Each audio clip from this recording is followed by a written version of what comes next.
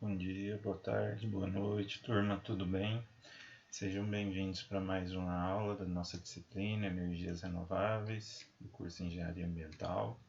Meu nome é João Areis e nós vamos seguir aqui com o nosso conteúdo. Na aula de hoje, nós vamos seguir falando aqui a respeito da energia da biomassa, tá? Só que agora focando um pouco na forma de conversão, né? No processo de conversão da energia da biomassa, né? Que é a principal, né? A principal forma da gente tentar conseguir extrair energia dessa biomassa, seja na forma de algum tipo de combustível ou na forma de calor, ou até mesmo na produção de eletricidade, tá? Então, o tema da nossa aula de hoje é esse. E aí, quando a gente fala em biomassa, a primeira coisa que vem na nossa cabeça, em termos de obtenção de energia, é a combustão, tá? Ou seja, é a obtenção de calor a partir da biomassa. Então, o primeiro tema aqui que a gente vai falar na aula de hoje é o processo de combustão. E aí existem várias formas, né, vários processos de queima que a gente pode ter. Um deles é a combustão por meio de caldeiras, tá? Então, a caldeira, então, ela é um processo onde a energia contida em biomassa vegetal, através de uma reação exotérmica, né, entre duas ou mais substâncias, né, combustível e comburente. O comburente, no caso, é a substância oxidante, tá? Então, no caso ali, o oxigênio do ar, né, que se encontra na proporção 21:79, em relação ao azoto, né, que seria a parte de nitrogênio. E aí o combustível, né, seria a nossa substância redutora da combustão, né? Ou seja, a nossa matéria orgânica, a nossa biomassa que será queimada, né? Então a união desse combustível com o comburente, né, isso vai produzir a nossa queima e consequentemente a nossa liberação de calor. E aí como saída, né, dessa reação a gente vai ter óxidos, né, de enxofre, zinco e azoto, água e dióxido de carbono, né, e também a liberação de calor, que essa é um dos grandes objetivos. Aqui só para vocês terem uma ideia, né, da proporção de hidrogênio, aqui no caso, dentro de diferentes tipos de biomassa e o poder calorífico de alguma delas, tá? Então você perceba que toda biomassa ela possui um certo poder calorífico, às vezes um pouco menor, às vezes um pouco maior, mas possui um poder calorífico que pode ser aproveitado, tá? Seja a biomassa na forma pura, né, na forma de lenha, seja através de resíduos, né? Então você consegue extrair calor, né, dessa biomassa.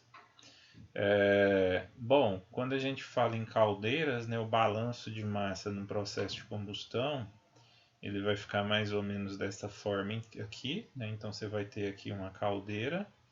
Dentro dessa caldeira você vai então controlar essa entrada de oxigênio, né, e nitrogênio. Isso aqui é um dos segredos para você ter uma queima mais eficiente do que simplesmente aquela queima natural, descontrolada. E também um controle do combustível, né, da quantidade de biomassa que vai sendo adicionada ali naquela caldeira, né? Então aí lá dentro da câmara de combustão a gente vai ter as reações químicas que já falamos, né? A libertação de calor, de energia, né? Através da transformação, da conversão de energia. E aí, dentre os produtos da combustão a gente tem os de espectro gasoso, né? Que são o CO2, N2, O2, os NOx, né? Os sulfatos, os ácidos, né, os VOX e os materiais particulados, partículas suspensas.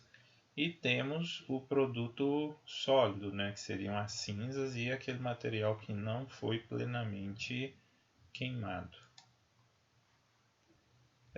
Aqui então está o processo de queima, de combustão de biomassa. E aí o interessante aqui é a gente destacar que dependendo da temperatura de queima, nós teremos um processo diferente de combustão, né? Então está aqui a biomassa no estado natural. Se você tiver temperatura baixa ali na ordem de 400 Kelvin, por exemplo, né? 400 Kelvin você vai estar falando ali em temperaturas na ordem de 140, 150 graus Celsius. Você vai ter simplesmente uma evaporação, um processo de secagem, né? Você tem um grande evaporador. Um pouco acima disso, já começa a acontecer o processo que a gente chama de pirólise, tá? Que é um processo de desvolatização, tá? Desvolatização.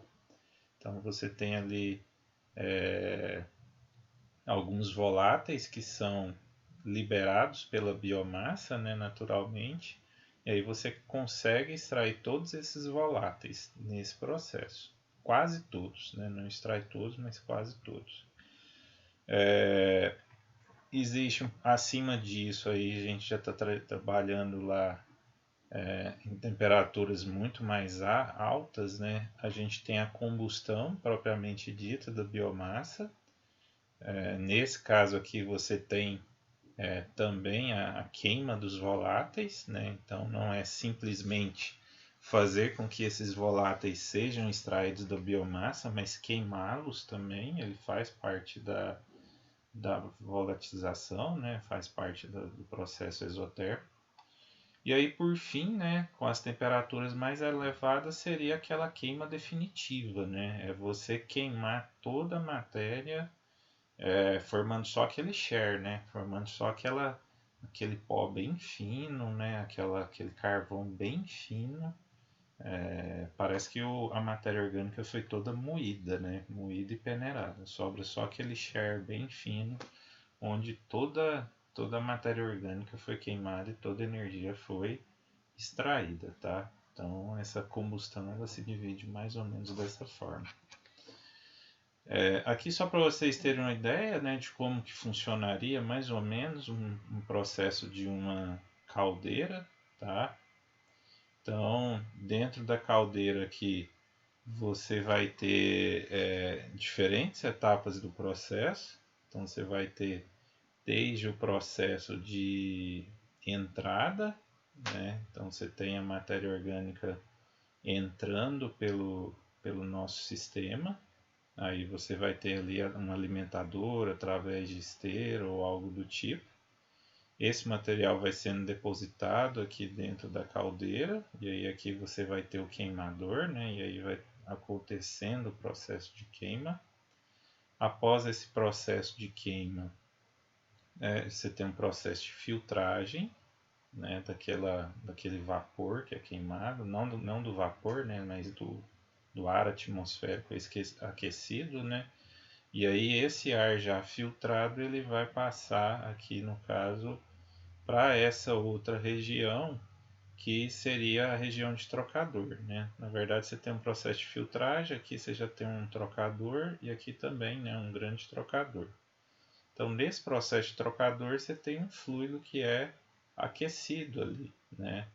Então aí você vai passar aquele ar quente através daquele fluido que está naquela tubulação que é aquecido, e aí aquele fluido aquecido ele pode ser conduzido ou para um processo de calor qualquer dentro da indústria, ou pode ser direcionado para uma turbina, né, uma turbina aeroderivativa, ou uma turbina comum mesmo, e aí através disso você consegue, por exemplo, produzir energia elétrica. Tá? Do que sai aqui, uma parte vai para, no caso, para a chaminé, e aí ela tem os filtros também, né? Ela pode ser descartada, né, novamente para a natureza, ou ela pode ser reaproveitada aqui, né? Então você pode pegar, reaproveitar esse calor aqui, né?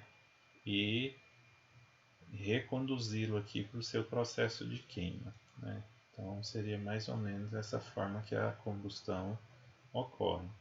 Aqui é um exemplo, né, esse exemplo dessa caldeira anterior aqui, que eu acabei de mostrar para vocês, em uma planta de cogeração de energia, né, uma planta do setor sucroalcooleiro, tá?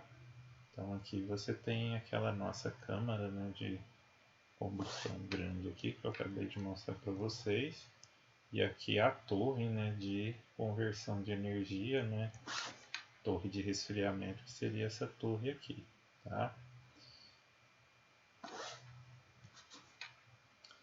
Bom, pessoal, então esse processo de queima por combustão através de caldeira é um dos processos mais comuns que existe e é um dos processos mais aproveitados pelas indústrias, sobretudo por agroindústrias, tá? Então, por que, né, que ele é tão utilizado? Porque ele é um processo relativamente simples, não é um processo muito complexo, é um processo relativamente barato, né? E do ponto de vista técnico-econômico, né, ele é um processo que funciona bem e que tem, né, um custo competitivo, considerando principalmente que aqui no nosso país a gente tem muita disponibilidade de biomassa. Então, se você tem uma região, se você tem uma área, seja uma área de floresta a ser manejada, ou seja uma área para você reflorestar, para você cultivar uma biomassa, um eucalipto, algum pinos que venha servir para alimentar aquela caldeira, você está tranquilo, né? Então você vai conseguir obter uma energia a um custo mais baixo e vai conseguir atender os seus processos de forma competitiva, de forma economicamente viável, tá? Então por isso que ela é muito utilizada, principalmente no setor da agroindústria, né? Que geralmente são grandes indústrias que possuem grandes áreas, né, plantadas ou grandes áreas para serem plantadas. Um dos principais exemplos que a gente tem também são as agroindústrias do setor sucroalcooleiro, né? Que aí é a característica ideal, né? Você tem ali a indústria no meio de uma grande área plantada, geralmente plantação de cana, e ali você, dentro do próprio processo de beneficiamento da cana, você já tem uma matéria-prima essencial sendo produzida, que é o bagaço da cana, que antes, né, se representava um grande passivo ambiental. Então, antigamente o pessoal ou pagava para ser retirado aquele bagaço, ou simplesmente lançava aquilo no solo para proteção do solo, já preparando para a próxima etapa da safra, né? Hoje em dia não. Hoje em dia já faz-se todo esse processo de moagem, extração do álcool, do etanol e do açúcar, e aproveita-se diretamente aquele bagaço. Conforme a gente viu na aula anterior, né, num dos vídeos motivadores, que mostra uma planta sucroalcooleira, o simples, né, bagaço ali, você tem ali toneladas de bagaço sendo produzido, em pouquíssimas horas você consegue consumir tudo aquilo para produção de calor ou para produção de eletricidade, ok?